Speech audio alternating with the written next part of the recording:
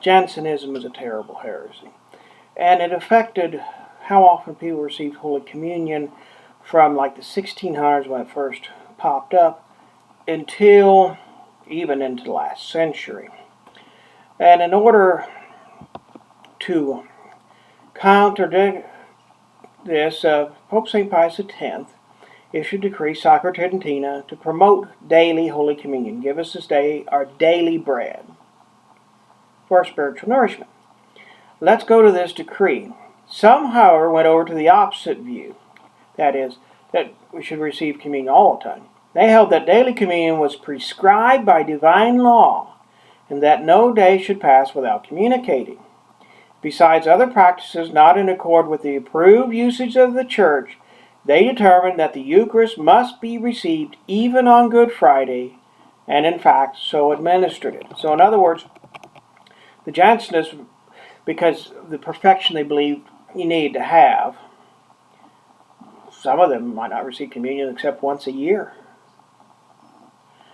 Others, though, on the opposite side, saying we are required to receive Holy Communion every day. A confessor cannot restrict us for some reason because of some problem.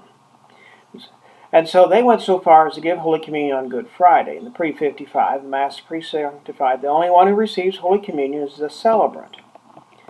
Okay, now one sees this opposite attitude in the 1955 revision. It is inappropriate, in my personal opinion, to depart from centuries of tradition. And there's no reason to revise the Good Friday ceremonies and the Mass of the Pre-Sanctified. As someone observed, they've turned Good Friday into a glorified communion service rather than a dignified ceremony. And the Mass of the Pre-Sanctified in the Western Rite is only on Good Friday, whereas in the Eastern Rites, they have it on more often.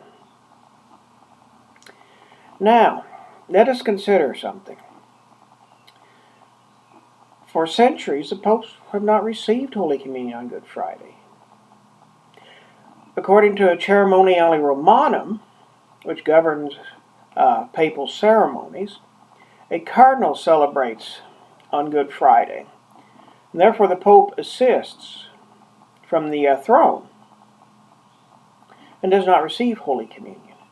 And so I think here we are seeing a lax attitude coming in. Daily communion is a good thing, but Holy Communion cannot become so matter of course that we don't consider what we're doing. And Good Friday should be kept the way it is.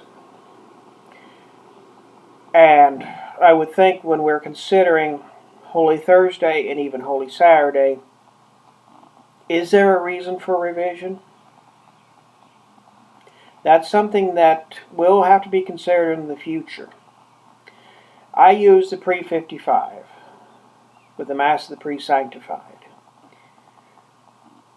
And I believe that's what should be retained.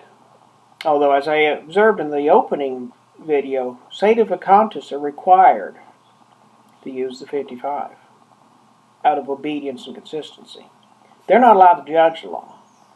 As Pope, we are allowed to judge when there's a good reason to judge.